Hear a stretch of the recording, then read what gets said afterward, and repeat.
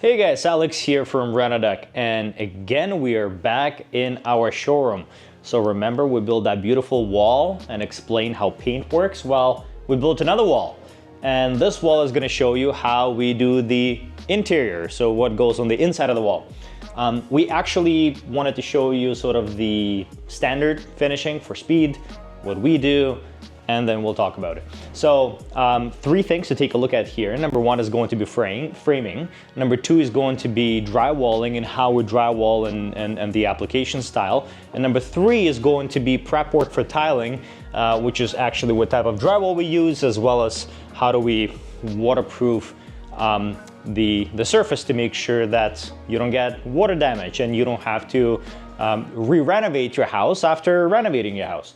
So let's start over here. So first thing first, the application that typically we do is we're going to use steel tracks at the top and the bottom.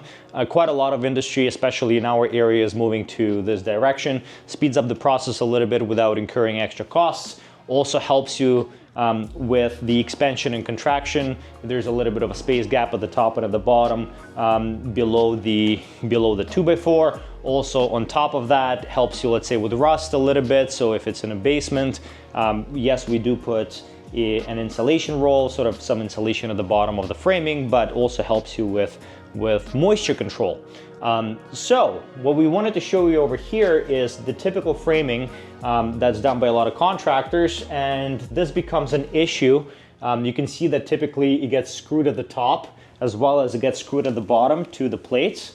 And the main issue, the main reason why this is an issue is because whenever you have an exterior wall, normally you would fasten it on two screws, and look at this. So it's going to allow for the frame to move. Of course, it's going to be secured and sort of tightened a little bit more with drywall.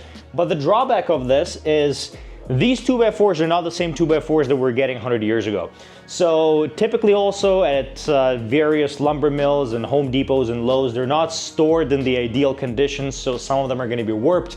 And whenever you're doing construction on a larger scale, it's not like you can go and pick and choose every single 2x4. Also, sometimes what happens is you buy that 2x4 straight, you bring it in, you install it, and acclimatize during a week or two, and then because it wasn't stored properly, now suddenly it's gonna twist. So to minimize that, normally what we do is blocking. So whenever we do blocking, we screw it on both sides, and this allows the framing to be sturdy. It's pretty simple. If you're gonna have to put insulation, you put it between any of these applications, but the main reason why we like to do blocking is for rigidity. It's cosmetic in a way, rigidity, to make sure that the 2x4s don't warp as much and the drywall doesn't warp as much, so it kind of allows you to minimize the chances of your wall warping. So now we're not talking about the imperfections in taping, we're talking about imperfections in the actual drywall. So which leads us to here. This is the application of how we lay our drywall. We do lay our drywall horizontally,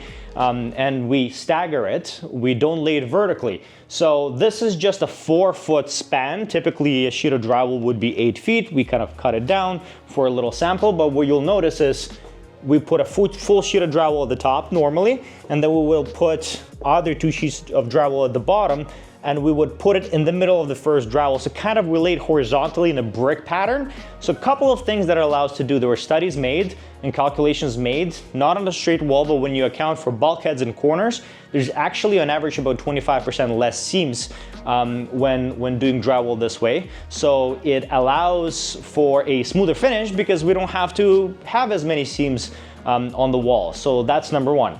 Number two, there is never ever going to be a connection or sort of an 8-foot seam of drywall on an 8-foot tall, let's say, or 10-foot tall wall. So let's say if it's 8 feet, you're never gonna have a sheet of drywall running this way. So your longest sort of seam in regards to the length of your 2x4 is going to be 4 feet. So from the bottom of the drywall to the middle. And that also helps to reinforce a little bit, because otherwise on a seam you screw it to the 2x4, it doesn't hold it as well. So effectively that also allows to minimize the warping. It helps to reinforce it a little bit. Typically in high-end custom homes, you're gonna see that contractors lay the drywall horizontally. In a lot of subdivision homes, they all are laid vertically because it's faster. So in our case, again, we do lay it horizontally, we screw it in. I mean, there's also another thing of the fact that a lot of contractors will just put a couple of screws and the rest is going to be nails, and those nails are just going to come out, but that's a whole different story. What we're looking over here is actually how we prep for our tiling work, and we kind of wanted to show you halfway up and halfway down. So what we've done here is we use a special drywall called DensShield. And DensShield is a specific drywall that's meant for tiling purposes. It's effectively a waterproof drywall. And once you lay it, you don't need to waterproof it. Having said that, you do need to waterproof all the connections and seams. And if you don't do it, the water can get in.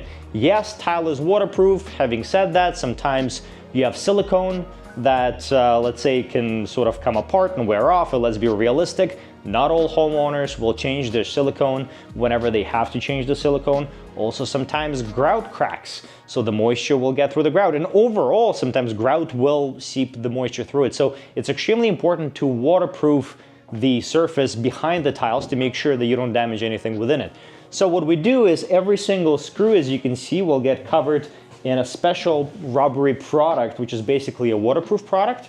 And then we also put special tape, like a Schluter tape over here. Also, you can see every single corners. This is actually an application of a corner, and then we waterproof it on top. So we kind of wanted to show you a couple of stages of this. So again, extremely important. What we've seen in our industry is people use DensShield and don't do waterproofing. That's kind of very typical, especially when you have a little bit of lower cost contractors. So again, you don't see everything behind the wall. So sometimes the lowest price doesn't mean the lowest or the best quality, or the quality is the same. It's important to minimize the amount of renovations you have to do after the job is complete. So this way we're trying to protect sort of your renovation to the maximum possible chances. So again, we put the waterproofing tape over here, and then you put a special membrane at the bottom. Yes, going back to the other contractors, I'm not saying everyone, but there's quite a few that we've seen. We've redone tons of renovations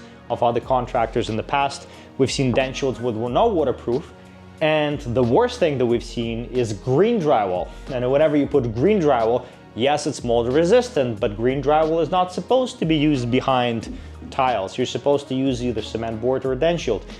So they would use green drywall, even though it's only meant for high humidity areas like bathrooms, like kitchens, etc., etc. So again, make sure that whenever you're hiring a contractor, you don't just take a look at the quality of the finishes, you take a look at how they actually do your construction. It's extremely important because it can look pretty on the outside, but it can break in a year or 2 years or 3 years, etc., etc. So make sure that you do your own research. If you like this video, don't forget to click like, subscribe, and hit that bell notification icon. And if you have anything you would like us to cover, leave a comment down below, and see you guys next time.